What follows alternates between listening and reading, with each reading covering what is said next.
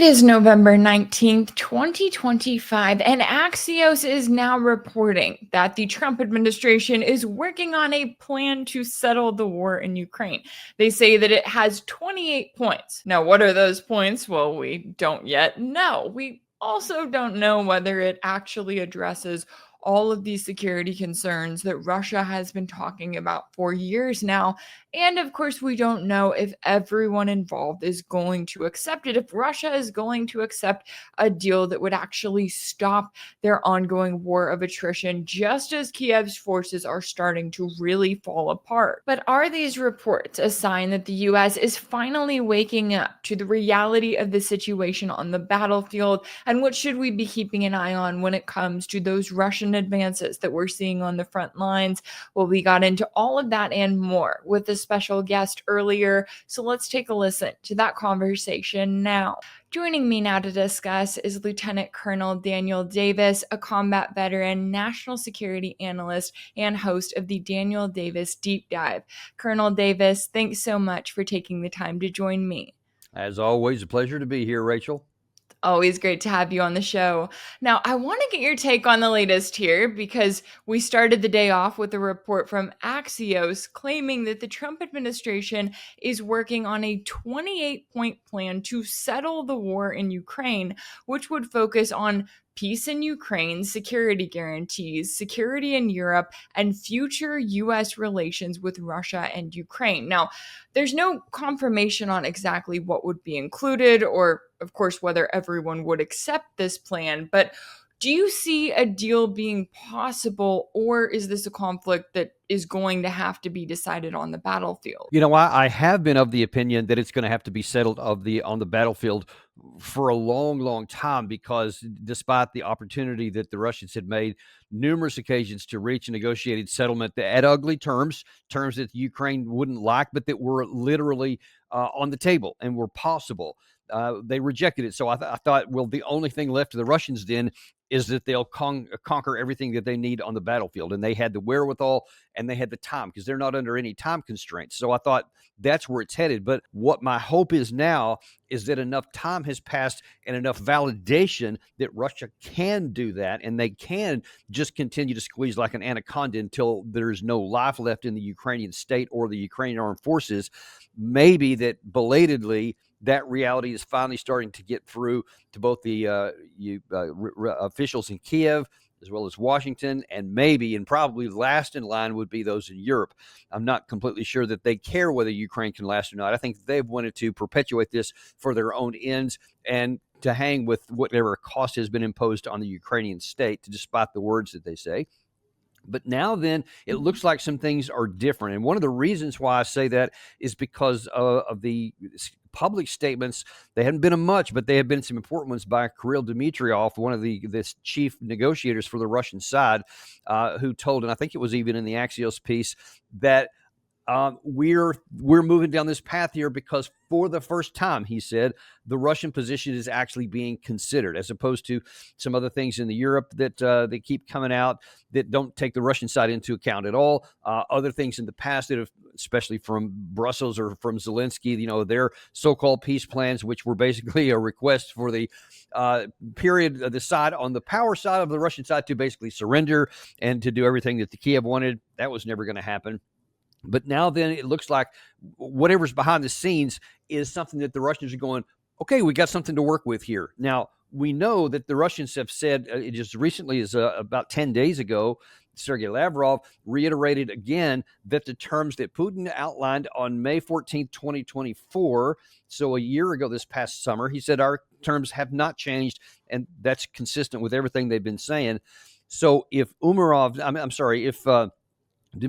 is now saying our views are being considered, then that implies that now then the West is starting to move into a direction of recognizing and acknowledging that reality and saying, well, this ugly deal is better than a complete destruction. So it looks like we're moving in that direction, but there hasn't been, and I've been searching all morning, haven't seen any kind of even leaks that say what those 28 points are other than the four general categories you just mentioned. And obviously the devil is in those details, and I'm eager to find out what they are. But the fact that Witkoff is meeting or has met in Miami with Umarov, former defense minister, I think currently now the head of their Security Council. Witkoff is heading to meet with Zelensky in Turkey, where Zelensky apparently is right now. So it looks like lots of pieces are starting to move. And by the way, Rachel, you can't extract the fact that this is coming in light of all of these huge scandals exploding out of Kiev with with 3 major officials with direct ties to Zelensky about corruption. Hundreds of millions of dollars are apparently being funneled into different accounts. People have fled the country. Another one, I think, just overnight has led the energy minister, I believe it was.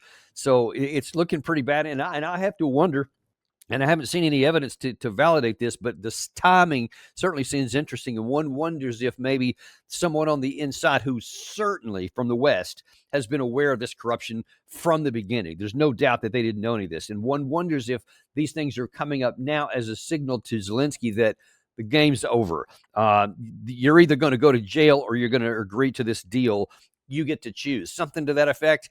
I don't have evidence to support that, but the timing makes it very skeptical or curious. Well, the timing, and I'll also add to that because I thought it was interesting that this investigation revealing all of this corruption within Zelensky's regime is coming from the National Anti-Corruption Bureau of Ukraine, or NABU, which was backed by the US back in 2014 in the first place because they, helped, well, really backed this coup in Kiev. And then they were like, hey, we really need to make it look like we're dealing with corruption here. So they installed this bureau. And then now all of a sudden, this bureau comes here in 2025 and is selling out Zelensky's entire inner circle. So I'm with you. It kind of seems like. Well, and even before that, you had Zelensky, I think, overstepping his boundaries and said, you know what, I'm going to get rid of the NABU. And he tried that. And then there was this uproar inside of Ukraine at the people level. And one wonders what was going on at the secret people who were in charge of it in the West level. But all this together, I think that he has overplayed his hand and overstayed his welcome with the West. And it looks like they may be coming to the end of his utility for them.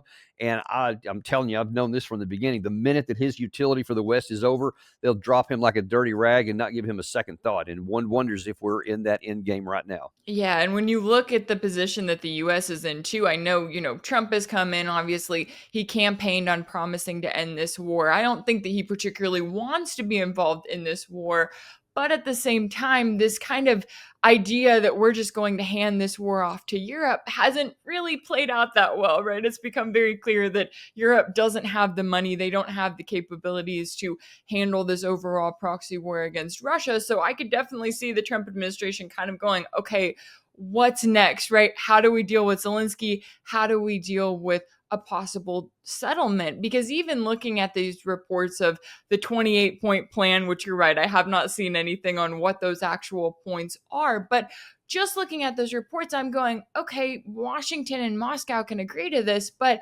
what's to say that someone in Kiev tries to sabotage it or someone in Europe tries to sabotage it when it comes to a possible deal actually being implemented?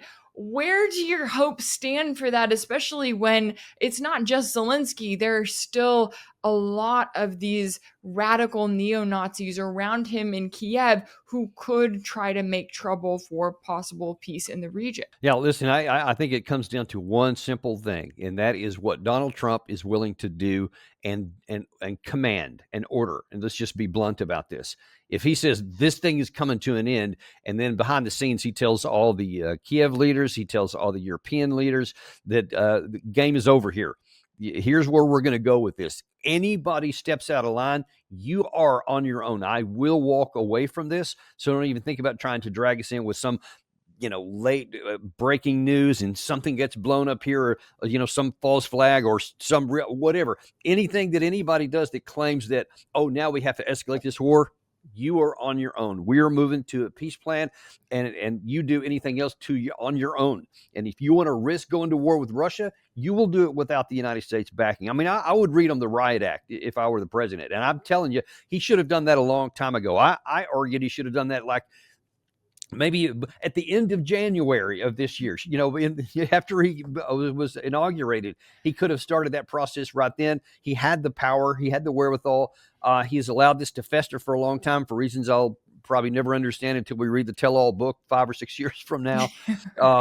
But whatever the fact is, now he can do that. And there's no question that there's plenty in both Kiev and in Brussels and other capitals in Europe that would love for this thing to go on, no matter how many people die. They think they can drag this on for years, and they want to keep on, so-called making Russia bleed, oblivious to the fact that in the process of making Russia bleed, and they have economically and militarily, personnel, etc., but the overall net for Russia has been profoundly to increase their strength.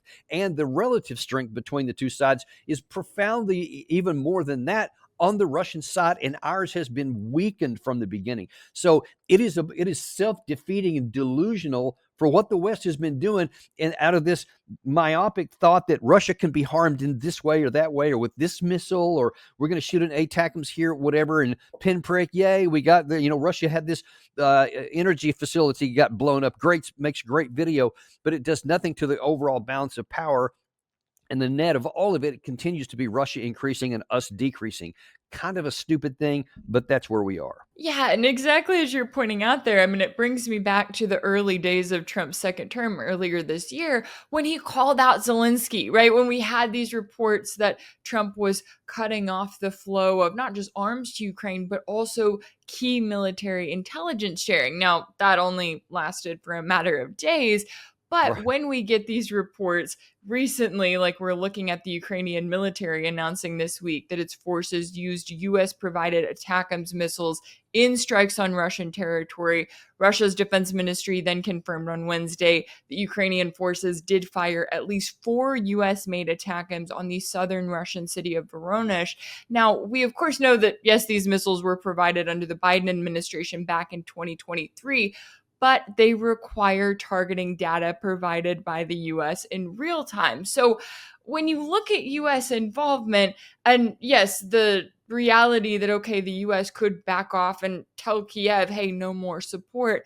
How do you see what the US is currently doing, even amid these reports that talks are ongoing? Well, I mean, that's part of the, I don't want to say it too strong, but something like schizophrenia of our policies, because we say one thing, but then often we do another. And one has to wonder, is the right hand talking to the left? Is the White House even aware of that's going on? I don't know. I mean, it could be, stuck somewhere in the operational level, never even get up to the strategic decision makers up in Washington.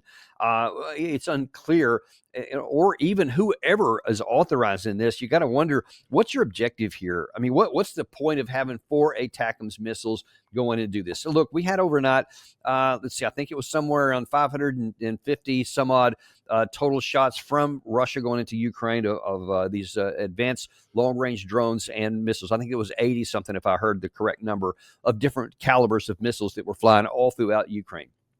80 something. Caused a lot of damage, hit a lot of stuff, and it just added to the deterioration of the Ukraine energy system. It's causing more and more problems, but it did knock the Ukraine side out of the war. That's 80, okay? 4 here, and that's rare. 80 is common, or missiles, various times throughout, every week, there's usually some number of missiles going in there, sometimes huge numbers, sometimes small, but it doesn't knock Ukraine out of the war.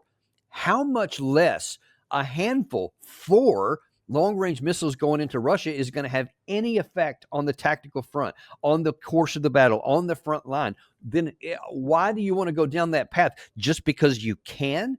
Because you're like, that maybe the war is coming to an end. So, well, this is our last chance to just, poke a finger in Russia's eye one more time. Maybe we'll do that. But, every time you do something like this, especially because it requires American participation, you continue to escalate the risk of escalation. That Russia may, on their side, say, okay, well, this war's coming to an end, but you know what? I'm sick and tired of this, and before we lose a chance, I'm going to stick it to you, and I'm going to take some action here which, maybe goes a little bit beyond the pale of what we've done before. You have the risk then of escalation, whether through miscalculation, error, dumb judgment, anger, foolishness, you name it. As long as we keep doing stuff like this, there's the risk that this thing escalates, and there's no benefit whatsoever to our side. I really hope and pray that these reports that are out this morning, which seem to be gaining in interest and momentum, are true, so we can get this war over with quick and the possibility of escalation off the table. Yeah, and when you look at, the position that the US is in, I'm with you. There is nothing that benefits the American people from staying in this proxy war against Russia. And even though you have the back and forth on that, it's like we've got plans for talks one day or plans for an agreement another day. The one constant has been the Russian advances on the battlefield. We're seeing their advances not just around taking Pokrovsk and Kupiansk, but now moving on Seversk and Liman and the Donetsk region. How do you see the current situation on the battlefield and Russia's increasing advantages in this ongoing war of attrition? Yeah, aside from the Pokrovsk and Kupiansk, which Pokrovsk is essentially gone now. There's just literally a few streets on the outside that Ukraine still has control of. Mirnograd, the sister city of that, is now well under siege. And then in Kupiansk, they're closing in on, actually physically closing off that cauldron. They already have it under fire control, et cetera. But then you also have down in the Zaporizhia area, you have continued advancements of Russia's going up that waterway coast, closer to the city of Zaporizhia, not too far from the outskirts of that city. You have Seversk this morning. There was over the last 12 hours. There's been some significant advancements into the city. About 25% of it on the outsides as well as that. The shots into Kramatorsk and Slavyansk continue to go up. There is an additional Uliapolya, et cetera. There's all along the front line. That's the whole point. Oh, and up in the Kharkiv area, there's been more advances up in that area that Russia continues to move down, literally from the north all the way down to the south, and nearly every point in between. Ukraine simply doesn't have the troops. It's now been out in the open that I think it was either Julian Rupka or maybe the Secretary of State Rubio, one of those two. I can't remember which one I read right off now, admitted that Ukraine has maybe 17,000 per month on average of mobilized. That's forced mobilization, which obviously is the lowest quality because you're literally stealing people off the street. They have desertions up so far in the first 10 months of this year. 161,000 desertions. We don't know for sure the battlefield losses, but they're probably commensurate with that, if not even more. So you see that the number that you can bring in and the number that are going out through casualties, killed, and desertions are you're shrinking each month. You can't offset losses. Meanwhile, the Russians, on the other hand, have so many troops that they can rotate entire units, entire regiments off the line and bring another one in and give them months to reset, rest, retrain, etc., and then roll them back in. They have no shortage of that, and they're prioritizing firepower anyway because they also have advantages in the drones now, the anti-drone capabilities. Obviously, the glide bombs have been expanding in range and in lethality. The drones themselves have been advancing. The Garin 3s now with jet-powered, etc. There's no category that you want to look at where the system, the things are balanced and parity. Russia is on the advantage on all of them and moving higher. There is no basis upon which to even hope that a defeat can be avoided. Forget about winning. That's literally off the table, not even contemplated. But now then there's not even a chance to avoid a loss. And every day these numbers shrink on this side and grow on this side in all the categories. The pace is going to accelerate. And we've already seen that right now. The German reporter Julian Rupka, said that right now the losses for the month of November for the Ukraine side are on par to get to close to around 1,000 square kilometers, which would be an all-time record since the early 2023. Basically, since the initial invasion was settled, from that time forward, this could be the most in a single month, meaning we're picking up speed. After 586 square kilometers were captured by the Russians in October, this is going somewhere, and it's bad for the Ukraine side. Oh, absolutely. And I think you summed it up perfectly, right? That this is not about winning a war. Right now, it's just looking at, okay, when is the inevitable loss? And also a reminder, too, because for literal years now, the media here in the West has focused on this claim that, oh, Russia's only taking so much territory, not realizing that any territory the Russians do take, that means destroying Kiev's defensive lines and their ability to hold territory. We're now seeing them not be able to hold anything anywhere. Yeah, and it's an important point I think is important to highlight is that the Russian objectives have not been territory. It's increasing now in the speed of it, not because they're doing things different that they want to capture more territory, but because their primary objective is the destruction of the Ukrainian armed forces, to kill as many of the soldiers and permanent wounded as they can get. That's the objective, so that's the effect of the demilitarization they're talking about. They don't have to worry about a treaty. They'll take care of it themselves. And if you get to a certain minimal point to where the fabric just literally tears, you'll be able to literally just drive into the countryside somewhere because there won't be enough troops to defend. And then the whole thing could be over. You don't have to worry about this incremental taking of territory. All you have to do is destroy the fabric, and then there is no defense left. And that seems to be Russia's main objective, which they prioritize the protection of their own troops and prioritizing firepower on top of, with all these advantages they have, so that they don't have to lose as many troops. And they've got all the time in the world, but you see that there could come a point to the break, and then there could be a dam burst, and all of a sudden the Russians could flood in. I think that maybe some people on the West are starting to realize that they're getting close to that flood point, and they want to try to forestall that. I hope they do. I hope they see the writing on the wall, right? Instead of just continuing to kick the can down the road as things continue to get worse and worse for Kiev. Now, while I have you here, I do quickly want to ask you about the situation in Venezuela, because I've been watching this for weeks, waiting to see what's going to happen. Are we going to see direct U.S. strikes on Venezuela? You've got the USS Gerald R. Ford that arrived in the Caribbean this week. You have the New York Times reporting today that Trump has signed off on CIA plans for covert measures inside Venezuela, operations that could be meant to prepare a battlefield for further action. They also said that Trump has reopened back channel communications with the government of President Nicolas Maduro. So how do you see the current tensions? Is it possible for the U.S. to make a deal with Maduro and back off, or is this just kind of the buildup to a future war? Everything depends on talks about what. He was asked that, President Trump, this past weekend, I think it was, or just a few days ago, are you willing to talk to Maduro? And he's, I'm willing to talk to anybody. And they said, well, what are you going to talk about? And he goes, I don't know, you tell me. So he wasn't going to tell me. And I'm like, I was thinking, what do you mean you tell me? That's the really the important issue. What do you want to talk to him about? Maduro has already offered basically everything, their mineral wealth, their oil and gas, et cetera. I mean, basically put it on a golden plate. Usually that works with Trump, but for some reason this time he has not been willing to accept it. What some reports are saying is that the discussion is about Maduro leaving. Like, him giving all this stuff is not enough. For some reason, there's just this obsession in the Trump administration. I don't know if it's with President Trump himself, whether it's Marco Rubio, Secretary of War Hexteth. I don't know who it is. Somebody else maybe.